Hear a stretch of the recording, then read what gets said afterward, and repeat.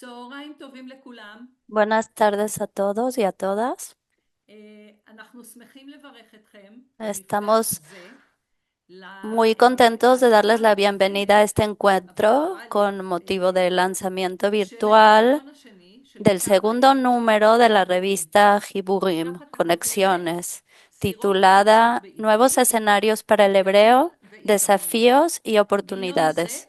Este מעניק לנו número nos תרומה חשובה ofrece una valiosa לחיבור החינוך contribución de והטכנולוגיות destacadas להוראת העברית especialistas en la ופותח enseñanza del דיון hebreo y abre נחוץ una על reflexión הקשר necesaria sobre la בין relación entre שבין השפה, la הזהות lengua, la identidad, ופרקטיקות חינוכיות las prácticas וחדשנות. educativas y ברוכים la הבאים innovación. לכולכם. Bienvenidos sean todos. האירוע יתקיים בשפה El העברית evento se llevará a בתרגום cabo en סימולטני hebreo לעברית con interpretación al ובו גם español. חלק בספרדית. אני מתכבדת להזמין Me honra דוקטור invitar אלחנדרו al שפיגל, doctor רקטור Alejandro Spiegel, האוניברסיטה, rector de la universidad, לפתוח את הפאנל. a dar apertura a este panel. שלום אלחנדרו. Hola, Alejandro. Hola, ¿cómo les va? Bienvenidos, bienvenida, Brujim Abaim, Brujot Abaot, la Universidad Hebraica Mi México. Bienvenidos a la Universidad Hebraica en México. Em, para mí es un honor estar aquí. La revista Hiburim es una un brazo de comunicación que tiene la universidad con el mundo académico y en general con la sociedad. Y en este caso, Hiburim se viste de fiesta, la revista se viste de fiesta porque eh, habla sobre el hebreo, sobre el ibrit, que es parte de nuestro core, de nuestra parte filosófica esencial, de las razones de ser de la universidad. Así que la suma de todos los aportes he podido leer. La revista es muy impresionante en contenidos. Me alegra, auspicio que esta revista tenga mucha circulación finalmente. Eh, Así que bienvenidos, bienvenidas, Brujim Abaim, Brujot Abaot, y que sea muy rico el encuentro para todos y todas. Toda rama. תודה רבה לדוקטור שפיגל. Muchas gracias al קודם doctor כל, Spiegel על por sus דבריו, palabras el día de ובכלל hoy התמיכה שלו y por su בקידום apoyo המחלקה לעברית באוניברסיטה. constante en el fortalecimiento del Departamento de Hebreo de la המחלקה universidad. לעברית, El אנחנו מחפשים Departamento de Hebreo כל יום busca אבל בחדשות impulsar לשלב iniciativas בין que המחשבה integren האקדמית la לפרקטיקה. reflexión académica con la ולכן, práctica.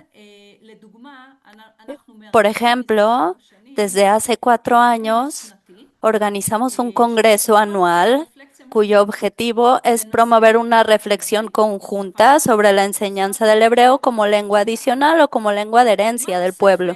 של פעילות Otro ejemplo של המחלקה היא de גיליון מסוג זה. este departamento es מארגנים esta את גיליון revista החיבורים, המזמן con דיאלוג Hiburim, que ביקורתי propone un בין diálogo חוקרים crítico ואנשי entre ספר, investigadores y profesionales del campo. מחקרים מול Pone esta קולות מבית. conversación בנוסף, con voces הקמנו את de הוועדה experiencias de quienes ליחד trabajan. בעברית, También ספר creamos ההברeo, lo que se העוסקת llama la בהעברת mesa de hebreo, פרקטיקות טובות la cual se שמשפיעות dedica a בבתי הספר desafíos y buenas היהודיים prácticas במחוז תל אביב. compartidas por las escuelas de la red educativa judía en la Ciudad de México. לשתף אתכם Además, nos complace compartirles con una שלראשיתה noticia muy של התואר importante. השני, Nos, en- ובשלבים מאוד מתקדמים Nos בו, encontramos en las בשנים etapas להוראה finales del העברית, lanzamiento de una maestría en enseñanza del hebreo como lengua התואר הזה adicional en la diáspora. שואף Este למקסם את programa הייחוד aspira a וליצור profesionalizar aún más חקר el והטמעה. campo y a generar כמו espacios כן, המחלקה de עוסקת גם בפיתוח profundización. תכנים El departamento trabaja באמצעות también en la creación de materiales didácticos mediante unidades que integran la funcionalidad lingüística y cultural y también la producción de videos de divulgación de hebreo dirigidos al público en general. Estas iniciativas, como señalé, constituyen un esfuerzo por tender puentes entre la teoría y la práctica y promover una dinámica permanente de reflexión y análisis. Es por esto que este número invita a repensar la enseñanza del hebreo y de la enseñanza de las lenguas en general en diversos contextos socioculturales, destacando la relación entre lengua, identidad, política educativa y buenas prácticas pedagógicas.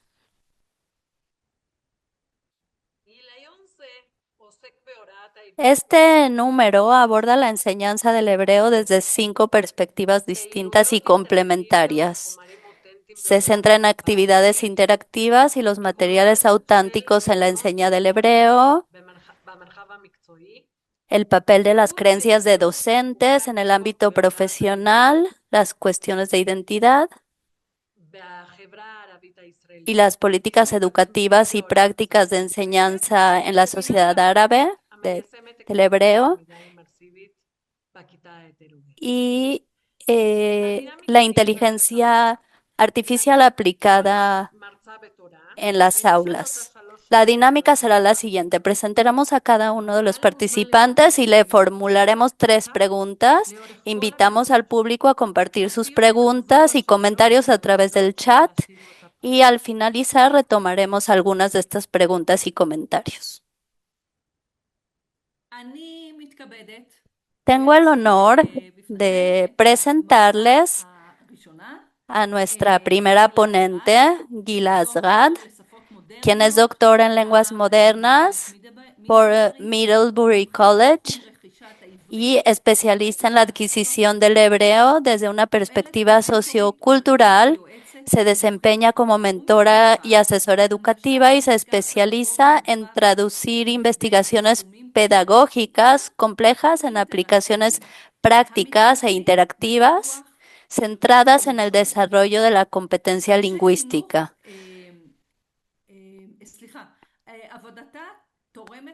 Su trabajo contribuye al fortalecimiento de los educadores y a la promoción de la excelencia académica en las instituciones judías. Conversaremos con ella sobre su artículo, actividades interactivas y materiales auténticos en la enseñanza de la lengua hebrea.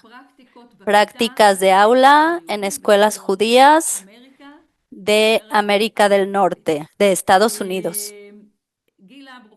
Gila, bienvenida. Voy a comenzar con la primera pregunta. Después Gila nos dará su respuesta y después vamos a las siguientes preguntas. Gila, en tu artículo, los materiales auténticos aparecen no solo como recursos didácticos, sino también como herramientas para enseñar la lengua, la cultura y la identidad. ¿Qué cambia en el aprendizaje de los alumnos cuando el hebreo se presenta a través de situaciones, recursos y expresiones culturales genuinas? En primer lugar, gracias por haberme invitado y bienvenidos a todos. Y voy a comenzar esperando cuál es el papel de los materiales auténticos en la adquisición de lenguas. Lo más importante es que genera una motivación interna y nosotros como educadores queremos motivar a nuestros estudiantes y esto se puede hacer solo a través de materiales auténticos, ya que esto aporta al tener autenticidad en su aprendizaje con estos materiales. Además, la lengua auténtica genera una interacción interna. Él puede pensar en el video o en la canción o en las comparaciones interculturales cómo pasan las cosas en su cultura y cómo en la cultura de la lengua meta. Esto hace que se genere una interacción interna que hace que el lenguaje se incorpore mejor. Eso además hace un puente entre el mundo real y el aula. Al pensar en adquisición de la lengua primera, lo hacemos de manera natural. Nadie nos enseña gramática, futuro, presente y lo hablamos bien. Así que entre nuestros alumnos, el presentarles materiales auténticos se une a esta tendencia de la forma en la que aprendemos una primera lengua, de la misma forma en la que aprendemos nuestra primera lengua a través de materiales auténticos, podemos hacer que nuestros alumnos aprendan de manera más natural. Además, estos materiales causan también reacciones auténticas. ¿Qué deseamos más que tener respuestas auténticas que tienen que ver con la cultura israelí? Y dentro de estos materiales, esto nos ayuda y aporta a nuestros alumnos a alcanzar esta meta.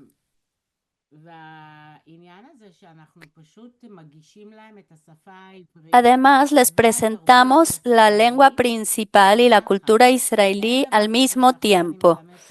No les puedo enseñar lengua y cultura de manera separadas. Al trabajar con materiales auténticos, la adquisición de la lengua y la cultura, la adquisición cultural se hace de manera paralela y le ayuda al alumno a internalizar la cultura sin darse cuenta de ello. Excelente. Son elementos muy importantes y nos lleva a pensar en el maestro, ¿correcto? Y también en tus artículos hablas de los docentes y la pregunta es que señalas que muchos docentes desarrollan prácticas de gran valor a partir de su experiencia y su intuición pedagógica. Y la pregunta es, ¿de qué manera pueden las instituciones educativas acompañar a estos docentes para fortalecer el vínculo entre la práctica cotidiana y la investigación en el campo de la adquisición de lenguas? Yo en mi investigación, en el doctorado, investigué a maestras de hebreo, a docentes que enseñan hebreo como lengua adicional aquí en Estados Unidos, y uno de los asuntos que me llamó la atención, que se repetía entre todos, sin importar cuál era su contexto, si tenían alguna capacitación previa, todos repetían que es necesario que se diviertan y que sea agradable el ambiente en el aula. Y esta pregunta me ocupó mucho. ¿Por qué esto era un común denominador? Y la respuesta es que de manera intuitiva los maestros entienden que cuando los alumnos se divierten, la motivación sube, los alumnos tienen ganas de sentarse y aprender hebreo y pueden internalizar mejor la lengua. Y cuando les pregunté qué hacen al respecto, entendí que hay una falta y este se debe a que no hay suficiente información en la investigación de hebreo como lengua adicional, y esto hace que los maestros no puedan maximizar la motivación de los estudiantes para hacer que estudien más e internalicen mejor la lengua. Así que creo que si hay un puente y una conexión entre las cosas que aparecen de manera intuitiva, aparecer entre los docentes y el área de investigación, esto puede aportar a enseñar de mejor manera a los docentes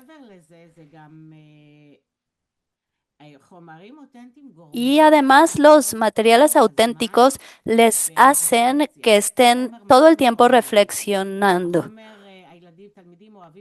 Los alumnos están todo el tiempo reflexionando si les gusta o no este material y sabemos que una de las herramientas más importantes para cambiar las creencias docentes es el uso de la reflexión como instrumento educativo. Así que los materiales auténticos hacen que también los maestros estén reflexionando, porque es muy cercano. Ellos escogen materiales que conocen y eso hace que realmente se identifiquen con los materiales.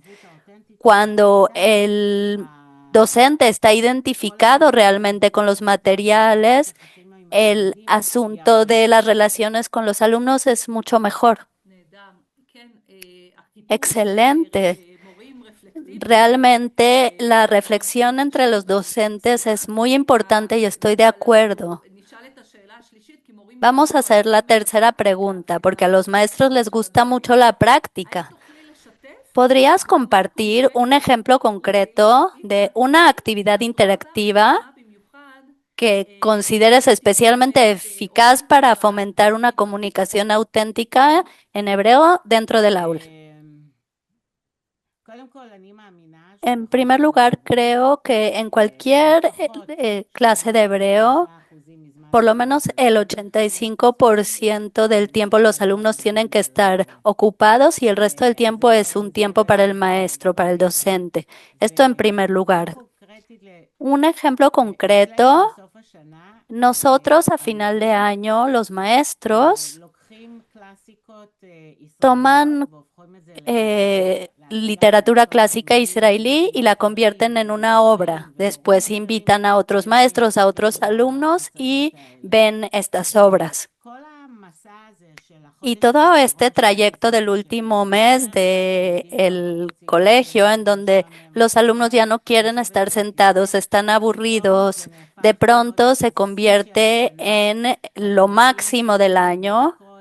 Los alumnos están ocupados en repasar sus guiones, escuchar que lo pronuncian bien y al final hay una gran obra y lo presentan con un gran festejo de cultura israelí basado en clásicos de la cultura israelí.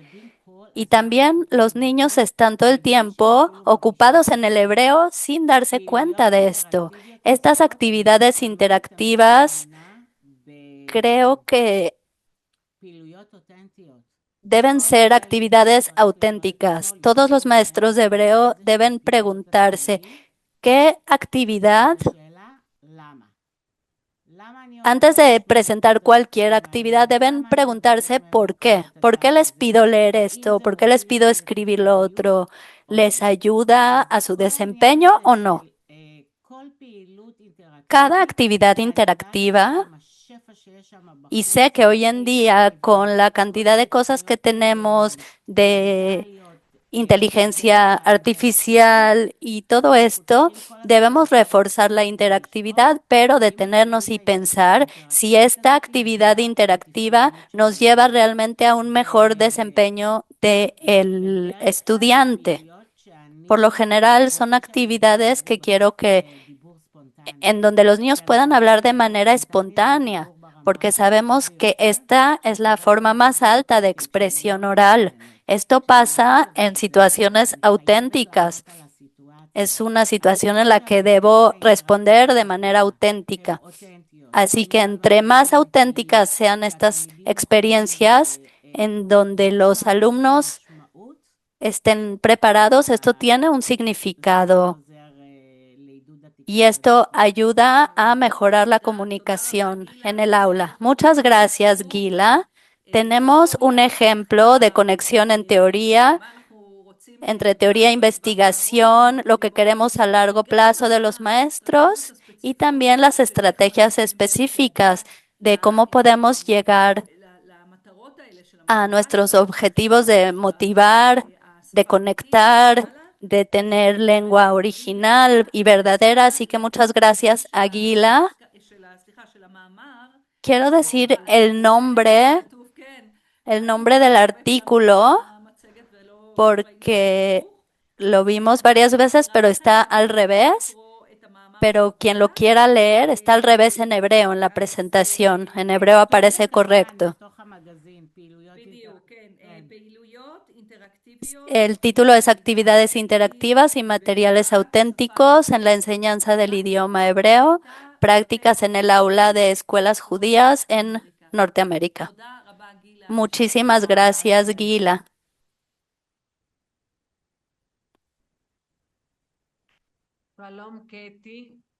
Hola, Katie. Tengo el honor de invitar y presentar a la doctora Katie Granit, doctora en lenguas modernas por Middlebury College en los Estados Unidos. Es asesora educativa y formadora de docentes y directivos. Acompaña escuelas y organizaciones profesionales en distintas partes del mundo. Imparte cursos de programas de formación a nivel internacional. Se especializa en pedagogía de la enseñanza del hebreo y desarrollo de currículos. Es autora del programa de estudios Granit Hibrit, lidera procesos de cambio y desarrollo profesional para educadores dedicados a la enseñanza del hebreo en la diáspora. Paralelamente, investiga temas relacionados con identidad profesional, creencias de docentes y bienestar de los profesores de hebreo como lengua adicional. Y ahora conversaremos acerca de su artículo, La enseñanza del hebreo en la diáspora, el papel de las creencias docentes en el ámbito profesional. Katie, te presento la primera pregunta para que podamos comenzar.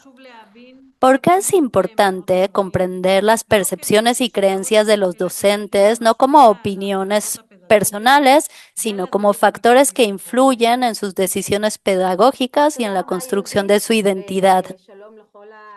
Gracias, Judith, y gracias a todos los que están aquí en este importante encuentro. Muchas gracias y felicitaciones por este evento. En cuanto a la primera pregunta, las creencias docentes influyen a todos los aspectos que tienen que ver con el trabajo docente en el aula, a nivel cognitivo, emocional, cultural, y no podemos ignorar esto. Si nos alejamos de una creencia de una percepción que ve a los maestros como alguien que se desempeña y administra la educación, la enseñanza, no podemos ignorar la canasta de creencias que trae con él. No podemos decir que hay creencias individuales y creencias que no son individuales. En mi investigación, la identidad profesional de los maestros de hebreo en las escuelas judías en Norteamérica destacó que no se puede dibujar una línea imaginaria de este tipo. Los maestros traen con ellos creencias, percepciones conscientes e inconscientes que se construyen de manera perpetua. Están influenciadas por su niñez, por su experiencia a nivel geográfico, profesional, y están impregnadas en el contexto en el que el maestro trabaja. Es decir, que un docente, sus creencias se crean también de interacciones con el material que enseña, también con su contexto y también tienen que ver con el lugar en donde trabaja de manera histórica, política, cultural. Así que tratar de separar de estas creencias no se puede. Puedo decir que en mi investigación existen una interacción entre las creencias individuales, pero sabemos que no podemos decir que una creencia individual existe, es una mezcla ante creencias sociales. Los maestros de hebreo muchas veces se ven como agentes culturales de la lengua y traen este contexto, pero esto no significa que todos piensen igual. Así que estas creencias, en realidad, más allá de que sus creencias y sus percepciones se comprenden de la forma en la que se entiende la realidad y de la forma en la que se desempeña en la realidad. Y esto guía los materiales, los objetivos y la forma en la que eligen llevar a cabo la escuela. Más allá de que esto los dirige de manera personal y vemos una relación entre creencias y lo que hago en el aula, muchas veces, ya que no estamos realmente ocupados en las creencias docentes, los dejamos ante desafíos que tienen que enfrentar en el aula, pero sus creencias es su forma de enfrentarse a esto. Las creencias, además, las creencias docentes tienen influencia, además, en la forma en que lleva el aula, la motivación del estudiante, a los resultados, finalmente, porque tiene influencia directa del docente, así que no podemos ignorarlas y suponer que son creencias individuales. Ella piensa así o asá, no. Son la óptica a través de la cual nosotros interpretamos el mundo y es realmente una mezcla de nuestra percepción individual. Les voy a dar un ejemplo. Tenemos maestros de hebreo en el mismo colegio, en la misma generación. Todos trabajan bajo los mismos objetivos, pero no se ve igual en la práctica. ¿Y por qué? Porque sus creencias es un sistema único que los lleva a una ruta única en donde ellos se encuentran. El punto que me gustaría destacar es qué tanto se pueden cambiar las creencias en el subconsciente del maestro. Solo voy a decir una frase. Sabemos que hay creencias, lo vemos como algo muy grande, pero parte de estas se concretizan en un momento muy temprano, pero se desarrollan permanentemente como resultado de lo que el maestro se encuentra en su ambiente laboral. Hay creencias que no se pueden cambiar, las creencias primarias se vuelven permanentes y es difícil cambiarlas, y hay algunas creencias que es más fácil cambiar, porque en realidad vienen ya en un contexto más grande, pero yo pienso y mi argumento es que si hago cosas de manera no consciente, el hablar acerca de las creencias, no a nivel teórico, sino a nivel práctico, podría hacer que algunas de las decisiones y sus creencias profesionales suban al consciente. Es muy importante. A la persona que está preguntando por la interpretación, no sé si alguien de nuestro equipo de tecnología le puede ayudar, por favor. אני אעבור, זה מישהי שצריכה תרגום. סליחה, לא יודעת מה את אמרת, לא יודעת מה לענות. אל תדאגי. La segunda pregunta es la siguiente. En la diáspora, el hebreo puede concebirse como lengua sagrada, nacional, extranjera, lengua de herencia. ¿Cómo influyen estas distintas concepciones a las prioridades pedagógicas que los docentes establecen? Es un tema muy significativo y tiene que ver con los objetivos. La mayoría de los maestros a quienes se les preguntan dicen que el objetivo del hebreo es fortalecer la identidad hebrea, en la relación con Israel.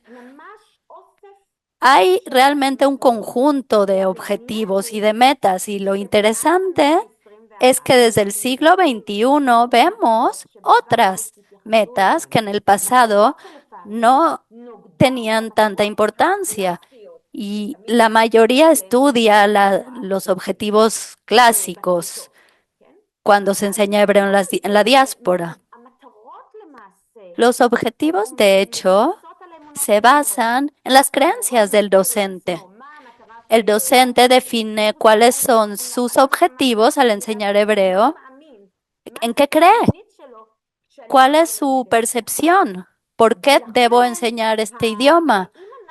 Así que si nosotros vemos a los maestros y lo tratamos de simplificar y decimos que los maestros solo son agentes culturales que tienen que hacer pasar estos objetivos, estamos haciendo daño a la enseñanza del hebreo, porque en realidad los profesores de hebreo, los profesores tienen su conjunto de creencias y de objetivos, que es algo mucho más holístico que esto. Y al reconocer esto y permitamos reconocer que el maestro no solo pasa conocimiento, es socio de las decisiones de cómo transmitirlo, de decidir si este es un idioma que unifica al pueblo o es un idioma particular solo de Israel. Todos estos aspectos, todas estas cuestiones y preguntas son muy importantes y debemos entenderlas porque no solo definen los objetivos, sino las prioridades del docente, de cómo trabaja en el aula. Estas decisiones, al entender que el hebreo tiene muchos objetivos que son también cambiantes, no son permanentes. No eran así en el siglo XX y siguen siendo así. Dependen de un contexto social, político y sabemos que hay múltiples objetivos y debemos escucharlos y debemos salir de la perspectiva de arriba hacia abajo en donde se les dan los objetivos a los maestros, pero son ellos quienes están en el aula y quienes transmiten los materiales y dan las clases, quienes practican y ponen en práctica esto. Así que no podemos ignorar lo que para ellos son los objetivos. Ellos son parte inseparable de una decisión que tiene que ver con los objetivos y sabemos que cuando un colegio define, y he oído muchas veces a directores decir que el hebreo sirve para que puedan leer el Humash. Al decir esta frase queda claro cuál es su objetivo o del colegio. Y entonces ves al maestro de la institución y él tiene otro objetivo y entonces hay discrepancias que son significativas porque tienen que ver con las creencias y en distintos sistemas de creencias.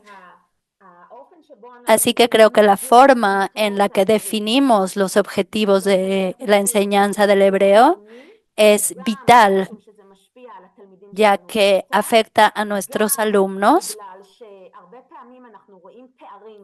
Muchas veces vemos también diferencias. Los maestros tienen que profesionalizarse, pero no siempre tiene que ver con esto. A veces tiene que ver con una discrepancia entre los objetivos. Exactamente para contestar a las preguntas que están saliendo, ¿qué espacios de diálogo y acompañamiento profesional deberían promover las instituciones para que los docentes puedan compartir y analizar y enriquecer sus creencias? Creo que se puede enriquecer este diálogo a nivel teórico, pero creo que estaríamos dañando a los maestros, a los alumnos y a la enseñanza del hebreo si lo dejáramos en el campo teórico. Así que quiero proponer algunas herramientas prácticas que los alumnos pueden hacer en ciertos aspectos. En cuanto a la capacitación de maestros, creo que se debe de manera consciente dar lugar a los maestros de hablar de creencias sin juzgar qué creencia es correcta o incorrecta, porque esto es imposible. sino permitir a los docentes hablar acerca de sus creencias, presentarlas y también reconocer que las creencias cambian, son dinámicas. Se puede hacer en diferentes puntos del tiempo a través del proceso de enseñanza o de capacitación de los maestros. A nivel escolar, creo que sería muy importante que los directores de las escuelas, de los departamentos, en los días de capacitación o en las juntas, encuentren un tiempo en donde se hable de los objetivos de la enseñanza del hebreo para saber y entender cuáles son las creencias que tienen los maestros. Hablar acerca de conceptos como éxito, identidad profesional o cuál es el perfil de un exalumno nuestro. Estos son conceptos que si los llevamos a la mesa de discusión con los docentes, podremos de hecho hacer que no se sientan tan solos los maestros. Y estaremos creando una comunidad en donde se puede compartir, en donde se habla acerca de esto. Hace poco me preguntó la Board of School por qué creemos que tienen que oír acerca de la opinión de los maestros sobre el hebreo. Y esto es porque debemos conectar la academia con la práctica, los directores con los maestros y todo junto. Estos son procesos vitales que ayudará a que haya menos discrepancias entre los objetivos para saber bien hacer una asesoría y para avanzar el campo profesional y un entendimiento de que la identidad profesional es híbrida, es fluida, se basa en creencias docentes que están integradas en un contexto específico y no podemos ignorarlo. Así que propondría hacerlo en diferentes reuniones de docentes y juntas, hablar esto, no en los pasillos.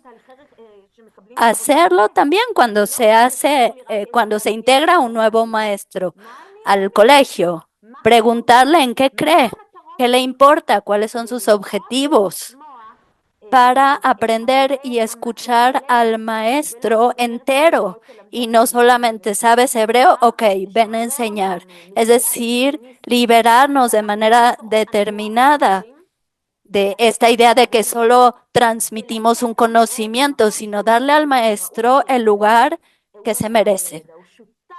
Él debe ser socio en el diseño de estas decisiones. Creo que es un tema para las siguientes juntas en todo el continente.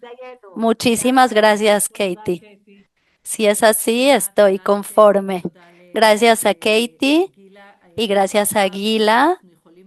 Hasta ahora, si podemos hablar de algunos puntos, invitamos al público, a nuestros participantes, a escribirnos sus reflexiones, sus preguntas en lo que tiene que ver con lo que presentó Gila, que tiene que ver con motivación y el no sé de Katie de creencias docentes.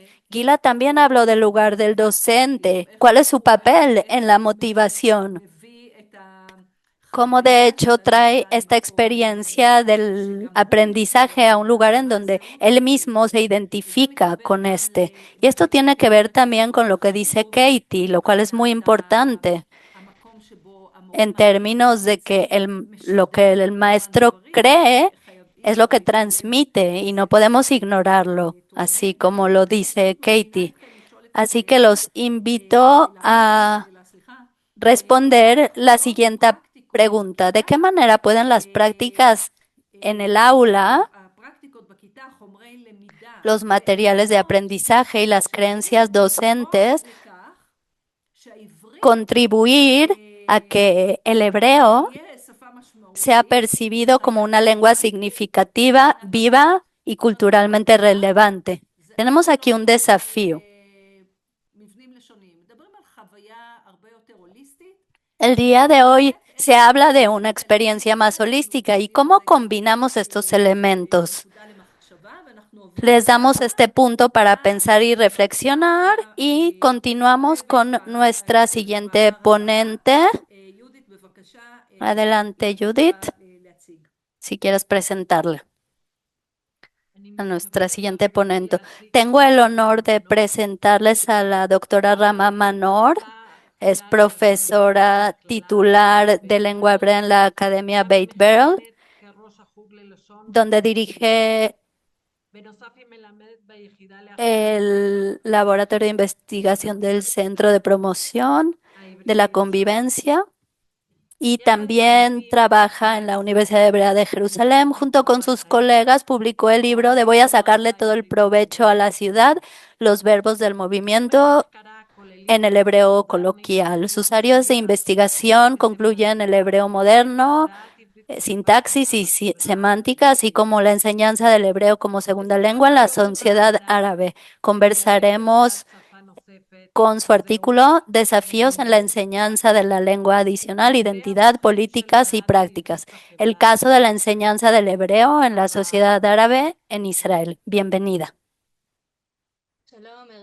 Hola. Hola a todos. Muchas gracias a Judith y a Dafna. Y sí, buenas tardes desde Israel. Te voy a hacer la primera pregunta. Tu investigación muestra que la enseñanza del hebreo en la sociedad árabe en Israel se desarrolla en un contexto donde convergen cuestiones de identidad, ciudadanía, política, lingüística y oportunidades de integración. ¿Cuál crees que es la principal aportación que esta realidad ofrece al campo de la enseñanza de lenguas en general y de la enseñanza del hebreo en particular?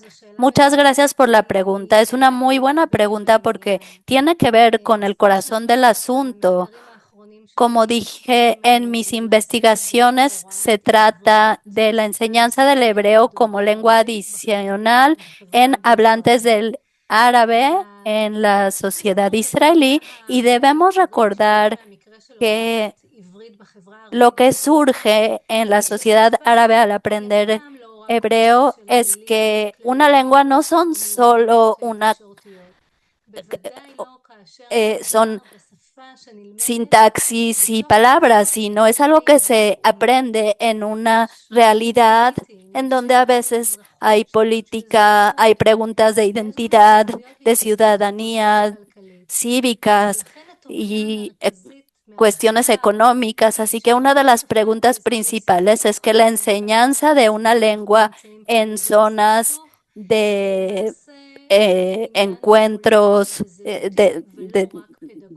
donde hay conflictos, es algo que tiene que ver con un contexto más amplio. Sabemos que el hebreo es una lengua muy práctica. Para ellos les abre el mercado laboral, la academia, la vida civil.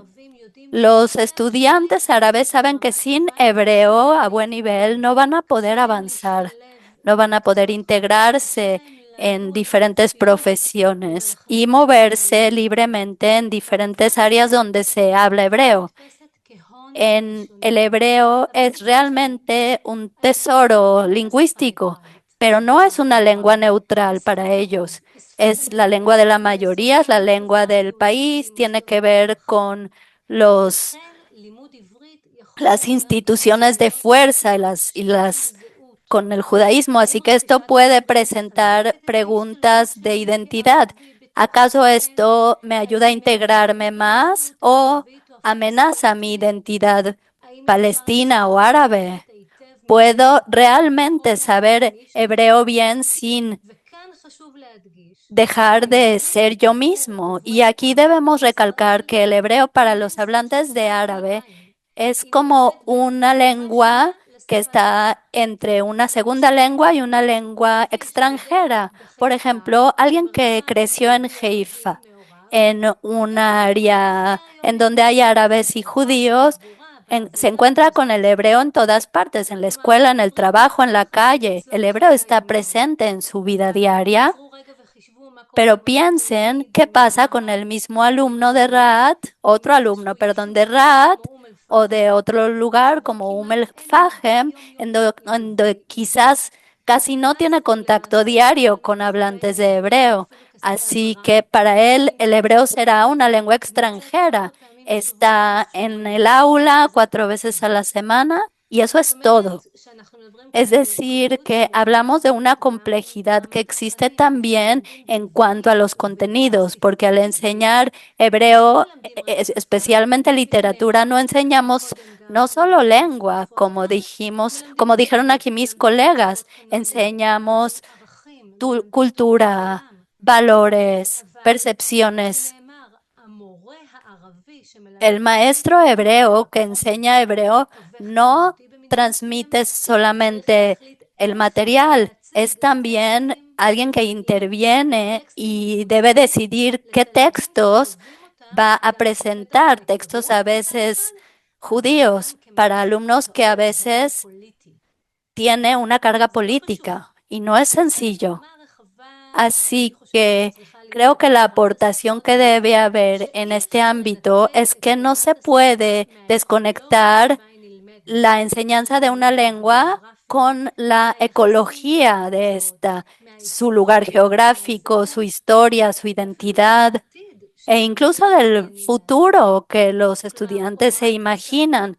Es decir, que la enseñanza de una lengua debe ver al alumno solo como un alumno de lengua, sino como alguien que está en un sistema de diferentes identidades, aspiraciones, miedos, éxitos. El ámbito de la enseñanza de lenguas debe entender que no se puede desconectar la adquisición de una lengua de un contexto sociopolítico.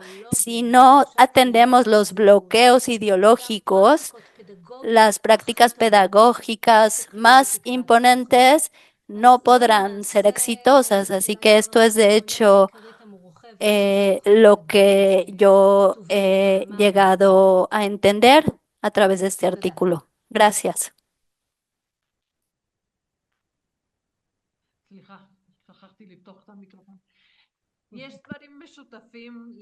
Hay cosas que tienen que ver con la enseñanza del hebreo en la diáspora en cuanto a la cantidad del contacto que tenemos con el hebreo, más allá de las horas de la enseñanza del hebreo. Pero también la carga política. Unifican y cambian la distancia entre la enseñanza del hebreo en la sociedad árabe y en la diáspora. Tu artículo señala que las políticas orientadas a promover el diálogo intercultural tienen un alcance limitado cuando persisten separaciones estructurales entre las distintas comunidades educativas. ¿Qué condiciones se necesitan para que la enseñanza de una lengua contribuya realmente al reconocimiento mutuo? Creo que para que la enseñanza de una lengua realmente tenga un aporte, no es suficiente que el plan de estudios hable de un diálogo de respeto mutuo, porque si vemos los programas, eso es lo que está escrito. Pero creo que estos son objetivos importantes, pero son limitantes, porque la realidad educativa sigue siendo separada. ¿Y a qué me refiero? Es que en Israel sabemos que, de hecho, por asuntos históricos, que no vamos a entrar en ellos en este momento, tenemos sistemas distintos, separados. El sistema de judío es diferente que el árabe. Están bajo el mismo Ministerio de Educación, pero se llevan a cabo de manera distinta. Así que los alumnos judíos y los árabes casi no se encuentran en los años en que están en el colegio. Estos son años en donde su identidad se establece. Así que muchas veces este encuentro, entre comillas, con la otra cultura se hace solo a través de textos en la escuela, a través de textos en hebreo, pero no con la gente, y no es suficiente. Así que la enseñanza del hebreo podría contribuir a un conocimiento mutuo La primera condición es que debe haber espacios reales de encuentros, no solo encuentros a través de textos, sino personales, continuos, en donde los alumnos árabes y judíos se pregunten cosas, compartan experiencias, vean al otro como ser humano y no como estereotipo. Sin esto será muy difícil tener un reconocimiento mutuo. Debemos preocuparnos por una reducción de esta distancia o tener la oportunidad de practicar de manera auténtica mientras la lengua se queda dentro del aula en un pueblo árabe homogéneo sin tener hablantes del hebreo como lengua materna. Va a ser difícil que lo conozcan de verdad. La segunda condición es que haya por ambas partes un reconocimiento. Si el alumno árabe tiene que aprender árabe, tiene que aprender hebreo, y los judíos no conocen árabe, no hablan árabe, no conocen la cultura, entonces el reconocimiento es unilateral. Para que esto sea bilateral, se requiere que la narrativa y la lengua de la otra cultura tenga un lugar real. Y esto no funciona así. En Israel, muy pocos alumnos judíos hacen exámenes de final de curso de bachillerato en árabe. No debemos tener miedo de estos temas tan complejos. Muchas veces los planes de estudio intentan tener un ambiente estéril, como si se pudiera enseñar hebreo sin su carga política histórica, pero ellos viven en esta realidad. Ellos ven el racismo, ven los problemas de identidad, de pertenencia. A veces no tienen ganas de estudiar hebreo. Hemos visto que hay maestros que cuentan que los alumnos les preguntan por qué tienen que enseñarles o aprender la lengua del enemigo. Así que es imposible ignorar esta pregunta. Así que hay lugar a pensar en obras de literatura, pensar en las relaciones árabes judías, y el maestro debe tener cierta capacitación, herramientas y llevar a cabo este diálogo.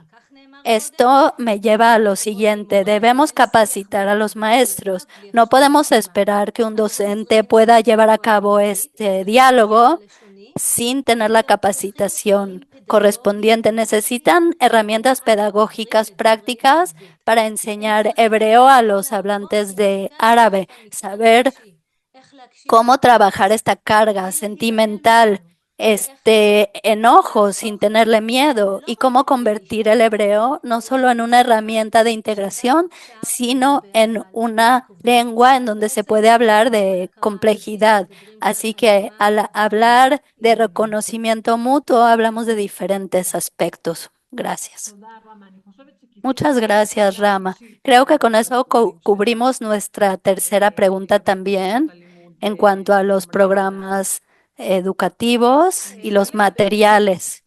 Me pregunto si hay una diferencia entre un maestro judío que enseña hebreo en la sociedad árabe y un docente árabe que enseña hebreo en la sociedad árabe. ¿Cuáles son las diferencias y cómo puedo esto contribuir a un reconocimiento mutuo? Hay diferentes aspectos. En primer lugar, hay que dejar de pensar en la identidad como algo unidimensional, porque hablamos de maestros o alumnos que no solo son israelíes o una minoría o hablantes de árabe. Estamos hablando de círculos de identidad. El alumno árabe tiene una identidad árabe, palestina, religiosa, local, social, israelí, mundial, y las relaciones entre estos círculos cambian entre diferentes instancias, así que no podemos presentarlo de manera unidimensional, debemos darle lugar a todos los círculos de identidad a través de materiales relevantes que pueden integrarse a los diferentes mundos, a las diferentes áreas de conocimiento de la identidad personal. Materiales que tienen más que ver con la parte mundial. Un buen plan de estudios no tiene que resolver la tensión entre los alumnos, sino permitir que se hable acerca de esto, que los alumnos puedan hablar acerca de ellos, de su familia, de su pueblo, de sus sueños, de sus dificultades. Y cuando puedan usar el hebreo para expresar su propio mundo, el hebreo ya no se entiende como la lengua del otro, sino una lengua en donde yo puedo hablar de mi voz personal. Pero a la par debemos recordar que los materiales de enseñanza y los maestros y la capacitación de los maestros deben tener una conexión con la literatura hebrea, también con las preguntas civiles personales, para conocer a fondo, para poder enfatizar este pensamiento crítico de cómo enseñamos la cultura hebrea de manera crítica. Podemos mostrar puntos de encuentro entre las tradiciones. Un cuento de la Mikra, que también se conoce en el Corán, por ejemplo, el cuento de Yosef, o cuentos sobre la época de España, en donde se habla de encuentros entre las culturas. Y más allá de esto, debemos reconocer las dificultades sociolingüísticas de los alumnos. Como dije, estudian hebreo, viven en un contexto complejo, tienen también una complejidad en cuanto a la diglosia, porque el árabe literal se estudia en las escuelas. Estamos hablando de una situación que también tiene influencia en la escritura y en la adquisición de una segunda o tercera lengua, de una lengua adicional. La situación para los árabe parlantes en Israel no es buena debido a esta diglosia en árabe. Y cuando tienen otra lengua hebrea, la situación se vuelve más compleja. Además, la situación geográfica, que es cambiante. Y también aquí hay que tomar el plan de estudios que aún ignora esto y recordar que debemos hablar acerca de una diferencia. Debemos reconocer que la enseñanza del hebreo en las distintas áreas geográficas en Israel se debe enseñar de manera distinta. Por ejemplo, dar más práctica en donde están menos expuestos a la lengua, más trabajo con situaciones auténticas. Es decir, que debemos también darle importancia a la situación geográfica, sociocultural y a nivel lingüístico, trabajar a nivel de comparación entre el árabe y el hebreo. ¿Por qué para ellos es difícil decir en hebreo ajaltieta tapuaj? Es porque en árabe no existe no existe el objeto directo. Ellos dicen cómo no usen este objeto directo. No dirían escribí un artículo, dirían escribiría un artículo. Es porque los tiempos verbales son distintos. Podríamos hacer alguna comparación entre el árabe y el hebreo para permitirles más conocer esto a fondo. Muchas veces les enseñan a los maestros que hablen solo hebreo y que no hagan comparaciones con el árabe. Y esto lo hace más complejo. Así que debemos no hablar sobre los alumnos, sino con ellos, darles espacio para comparar entre las lenguas, los mundos, tener una voz independiente en hebreo, para que su identidad no sea solo una categoría social, sino que sea una voz real. Hablamos de un hebreo del hebreo como una lengua rica, compleja y desafiante. Y aquí tenemos que permitir esto también a la sociedad árabe en Israel. Muchas gracias, Rama. Muchas gracias, Judith. Veo que tenemos algunos comentarios. Es un tema complejo.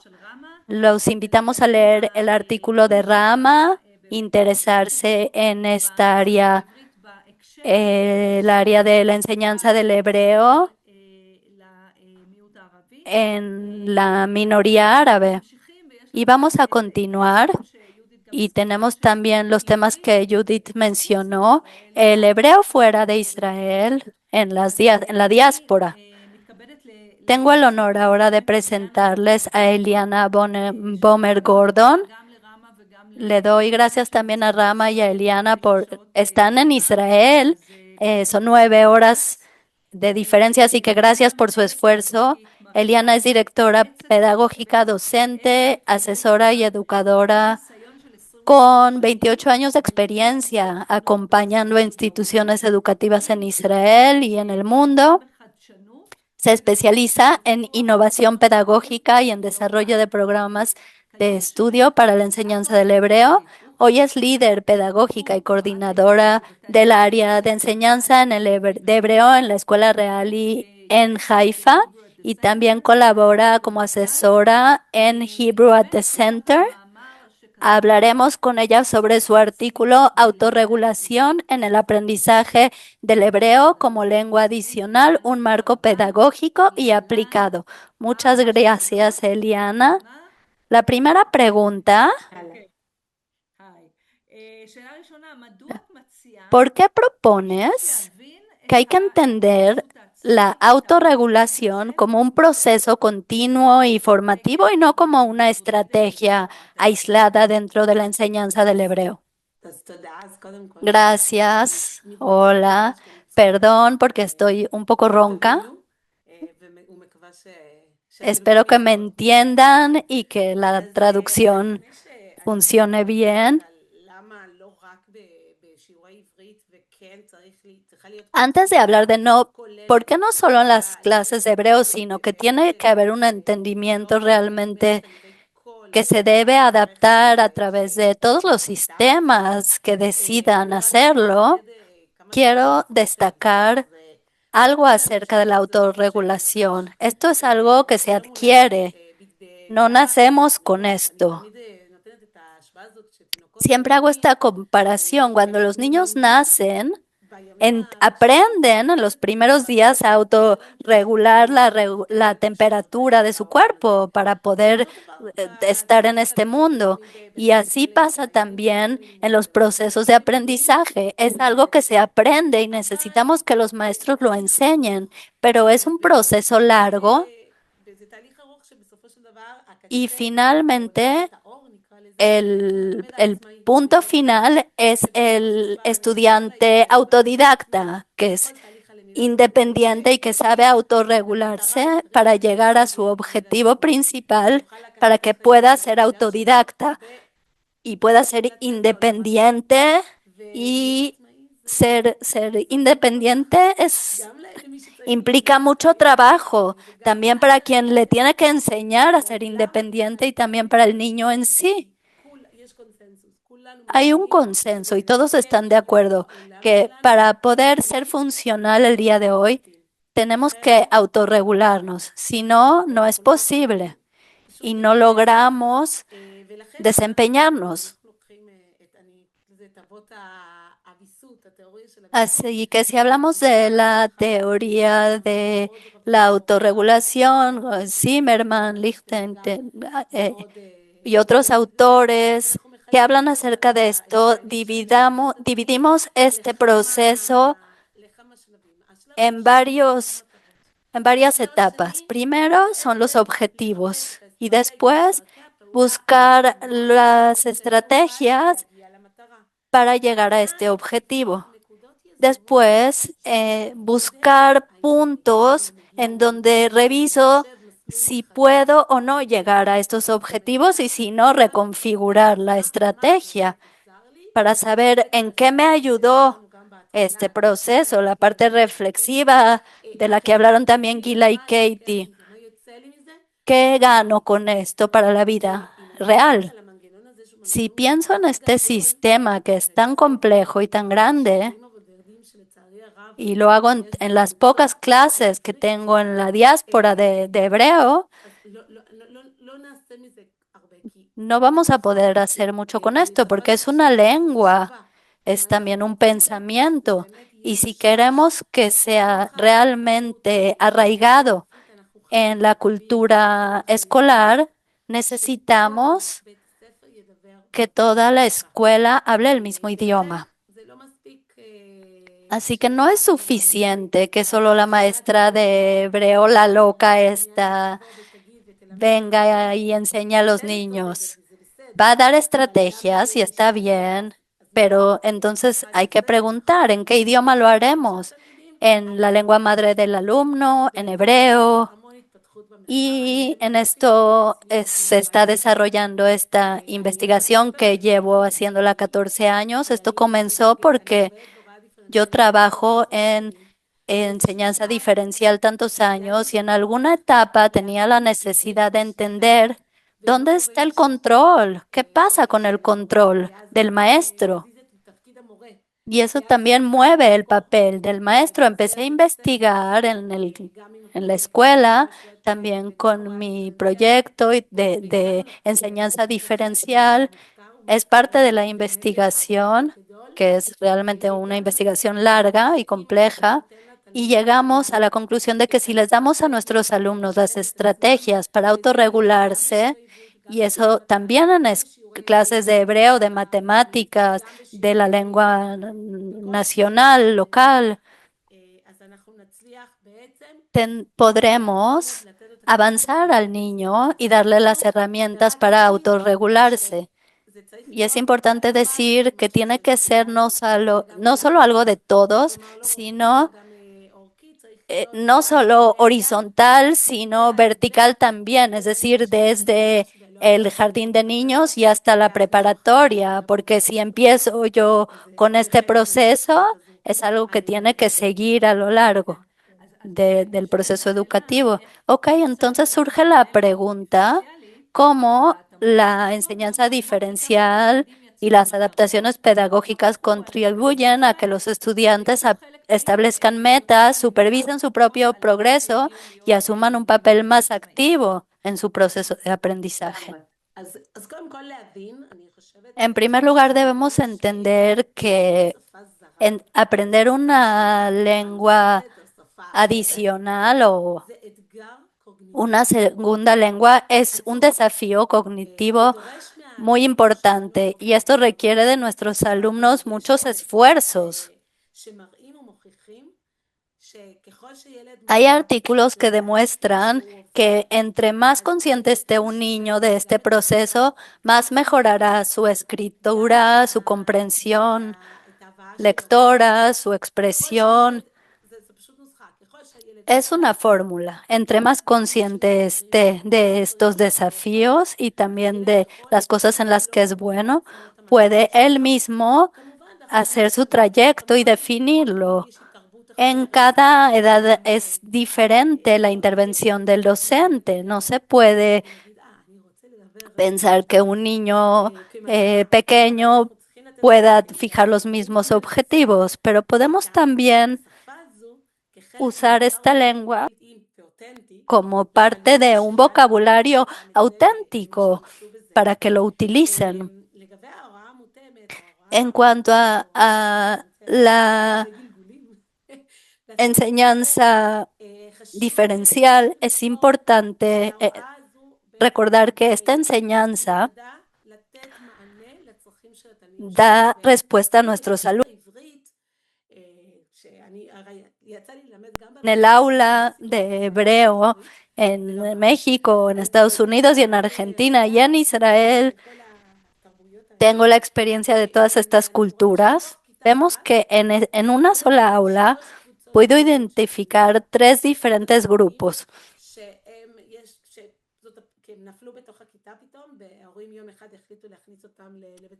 Los alumnos que un día llegaron a la escuela y no saben lo que es hebreo, no tienen idea. Hay niños que no saben nada y vienen a estudiar en una escuela judía porque tienen ahí, porque así decidió la familia. Y estos son niños que no tienen contexto. Hay niños en el otro extremo, israelíes, que hablan hebreo y tienen todas las herramientas desarrolladas, pero tienen dificultad a nivel productivo.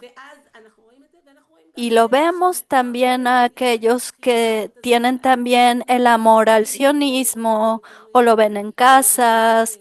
Esto se ve quizás más en Sudamérica y esto los motiva. Tenemos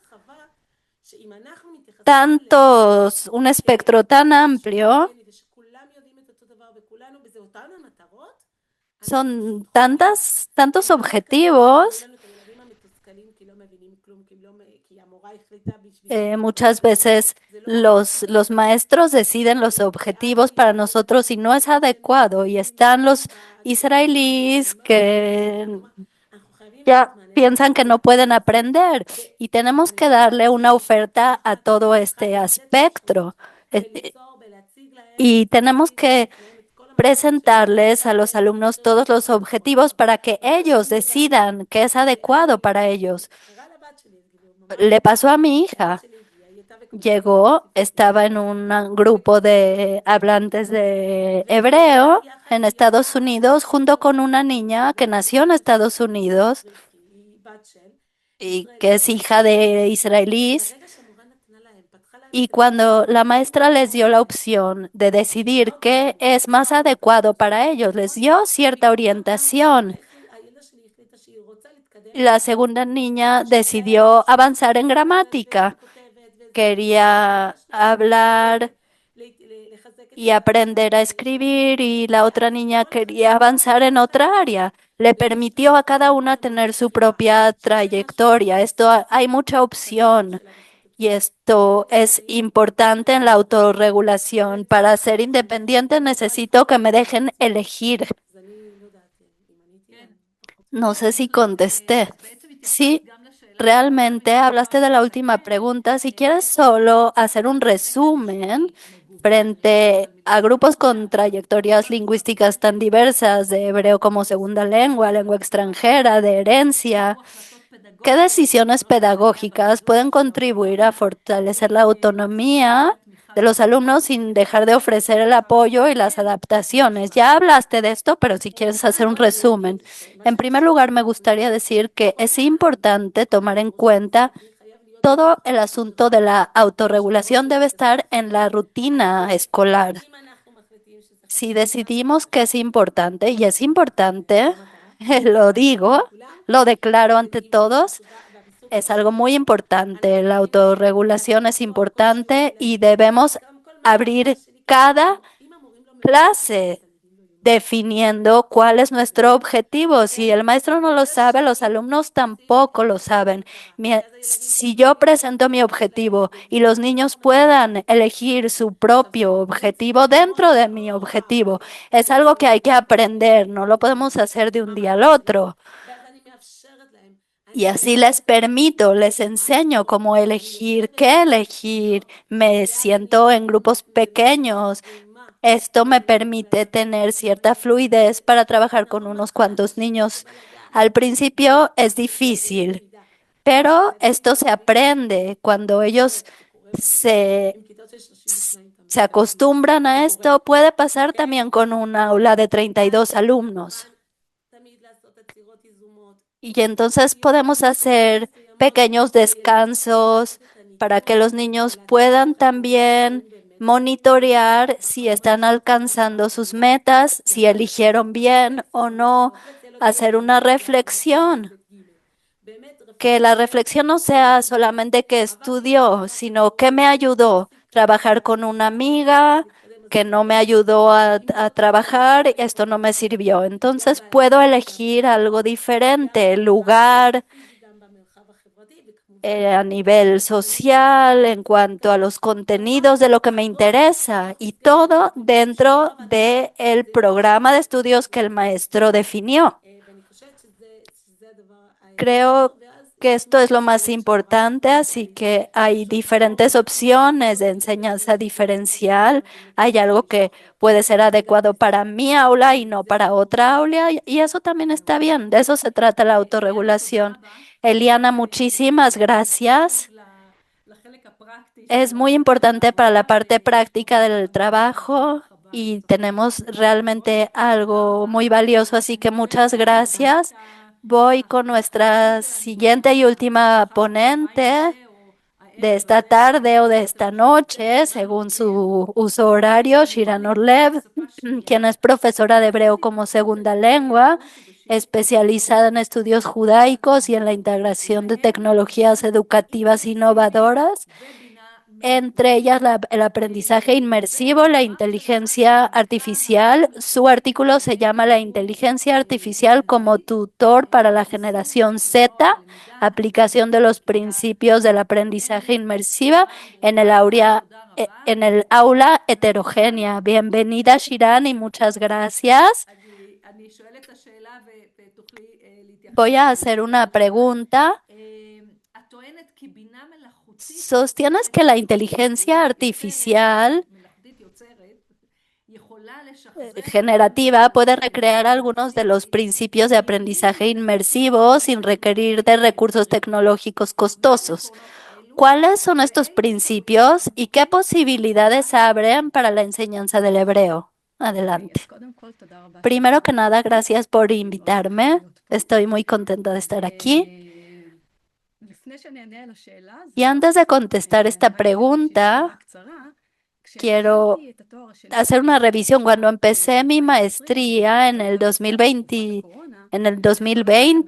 pues, la época de la pandemia, la VR era algo que iba a cambiar el mundo educativo y el turismo. Me refiero a esto, a la realidad virtual, estos lentes que hace unos años se pensaba como lo más caliente que iba a cambiar el mundo. Muchas empresas como Meta que invirtieron millones de dólares en esto. A mí esto me llamó mucho la atención y quise revisar cómo la inmersividad de esta experiencia podría mejorar el aprendizaje. Pero cuando vi la realidad realidad no virtual, los colegios, entendí que hay una discrepancia. Costos, logística, y esto no permite que la tecnología llegue al aula, y de aquí nació mi artículo. Me pregunté cómo nosotros como educadores podemos llevar estas cualidades de la realidad virtual y ponerlos en práctica a través de la inteligencia artificial, que hoy es accesible a todos y es casi gratis. Es lo que me llevó a escribir esto. Y aquí voy a contestar a tu pregunta. La inteligencia artificial que usamos el día de hoy puede cambiar la inmersividad de los lentes de la realidad virtual por inmersividad cognitiva y comunicativa a través de la enseñanza activa. En la investigación que se llevó a cabo en el 2018, se checó que esto mejoró la memoria en un porcentaje importante en comparación de ver un video o leer un texto. Si sabemos cómo adaptar los objetivos a través de la inteligencia artificial, hacemos que el estudiante haga preguntas, y estos objetivos nosotros podemos establecerlos de antemano. Además, podemos también ejemplificar las cosas. En vez de memorizar las leyes, el estudiante puede manipular al tutor, pedirle al tutor que le enseñe y que se personifique como alguien que para él es interesante. En cuanto a la enseñanza del hebreo, podemos usar la inteligencia artificial para simular situaciones casi auténticas, ir al mercado, pedir un boleto, una entrevista de trabajo y adaptarlo al vocabulario del estudiante y permitirle también ir avanzando de manera personal, con textos personalizados y esto en la misma aula, con presionar un solo botón. Excelente. Si pudieras decir de qué forma puede explicar qué es un tutor de inteligencia artificial, no sé si todos conocen esto, ¿cómo puede hacer contribuir a reducir la ansiedad lingüística y fomentar una práctica constante entre estudiantes que temen equivocarse? Al decir tutor es un tutor virtual, le permitimos al alumno hablar con la inteligencia artificial como si fuera un tutor. ¿Cómo reduce la ansiedad lingüística? Se basa en investigaciones en esta área. Al adquirir una segunda lengua, tienen miedo los alumnos de equivocarse frente al público o frente a sus amigos. Así que si le damos al alumno a hablar con la inteligencia artificial, le da este factor en el que no tiene que enfrentarse a sus compañeros y no tienen que tener miedo porque al hablar con una computadora no tenemos este bloqueo y esto tiene una base científica. Hay menos tensión fisiológica al practicar en una computadora. El estudiante se siente más seguro. Al estar un alumno frente a la computadora a practicar, no tenía ansiedad. La hormona del cortisol bajó, casi desapareció. Este es un factor muy importante al aprender una lengua. Lo digo como angloparlante, que lo estudié como segunda lengua. Tenía mucho miedo a veces porque tenía miedo de equivocarme y cuando este factor ya no existe es mucho más fácil desempeñarte. Otro fenómeno se llama Etiopía, es una investigación del 2000, es que muchas veces la computadora puede trabajar de manera empática. ¿Les ha tocado decirle gracias al chat, por ejemplo? Le agradeces aunque sabes que es una computadora. Te comportas de manera humana y empática. Esto es algo adicional que sabemos. Por ejemplo, lo que yo hago con mis alumnos es que si quiero que prueben, experimenten alguna situación comunicativa, les puede hacer un chatbot con Eliezer Ben Yehuda, por ejemplo. La inteligencia artificial no se va a burlar de ellos y esto les da mucha seguridad. Y es algo que me gustó mucho ver en alumnos jóvenes también. Ok, solo para concluir la última pregunta. Destacas la necesidad de formar a los docentes. Siempre regresamos a los docentes. ¿Qué necesita? La necesidad de formarlos en el diseño de prompts, en la mediación pedagógica. ¿Qué se tiene que saber para usar la inteligencia artificial de manera responsable, crítica y didácticamente significativa? Creo que cada vez somos mejores nosotros como docentes. No solo somos un canal que transmite conocimiento.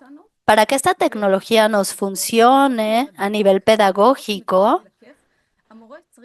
el docente tiene que capacitarse en 3 ejes. El primero es saber hacer prompts, ingeniería de prompts. Cómo hacer que la inteligencia artificial haga simulaciones de valor. entre más exacto seas, el resultado va a ser mejor. El segundo eje es saber de inteligencia artificial y conocer las limitantes de los modelos, saber que no siempre todo es correcto y también enseñarles a nuestros maestros a ser críticos y no aceptar todo como si fuera cierto. Y lo tercero es la ética. Al final de una clase, cuando les dejamos usar la IA, hacer también una reflexión y humana y no dejar esto solo a nivel de la computadora. Otra cosa muy importante es cuidar la privacidad y proteger a los alumnos, porque hay peligros cuando nuestros alumnos están expuestos a la IA. Estar seguros de que utilizamos recursos que son aprobados por el Ministerio de Educación y estar seguros de lo que estamos usando, no cualquier sitio, no cualquier aplicación. Para concluir en una frase, creo que cuando empecé a investigar la realidad virtual, cuando todos estábamos en la casa durante la pandemia, tantas compañías poniendo tanto dinero en esto, creo que en principio aprender un idioma en el aula y tratar de estar en un mundo virtual que nos da una sensación de autenticidad, vimos que no hay suficiente dinero y no hay capacitación. Y creo que hoy no tenemos que usar tanto presupuesto porque la IA puede también darnos resultados similares que puede disminuir la ansiedad lingüística. Esto se puede llevar a cabo en nuestras aulas. Muy bien. Estamos cerrando esta hora y media. Quiero agradecer a las 5 oradoras que han tenido un gran nivel. Estamos muy orgullosas de que hayan sido nuestras colaboradoras en esta revista académica en estos temas que tienen que ver con el hebreo. Les agradezco. Nos va a dar mucho gusto seguir colaborando. Los invitamos a todos a leer los artículos y si tienen más preguntas pueden estar en contacto con nuestras ponentes. Y con esto queremos terminar. Los invitamos. Quien quiera ser parte de la redacción de nuestra revista académica, los invitamos, ya sea en el ámbito del departamento de hebreo o en otras áreas. Con mucho gusto, están invitados. Quiero agradecer a nuestras ponentes, a mi hermoso equipo de la universidad, el equipo técnico, al pedagógico, por su profesionalismo. Hicieron un gran trabajo. Muchas gracias. Y por supuesto, al público y a los participantes que estuvieron con nosotros hora y media y nos escucharon. Y creo que hay aquí cosas muy interesantes e importantes que requieren de reflexiones a profundidad y conexiones. Así que les deseo a todos que esté todo bien. Buenas noches, buenas tardes y muchísimas gracias a todos. תודה, תודה רבה, ביי. תודה רבה. לילה טוב. ביי.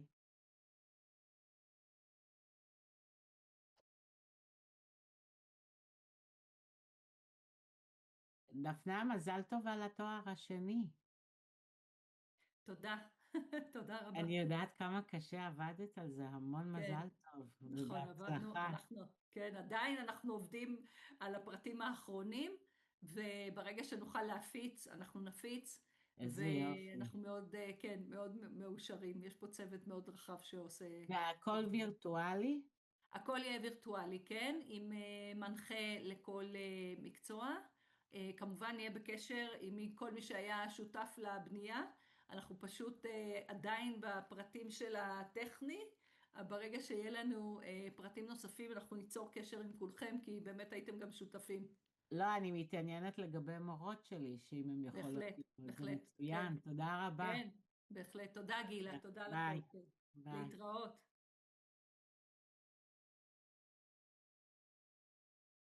תודה לכולם. אני חושבת, podemos dar por concluida la actividad. Muchas gracias a todos.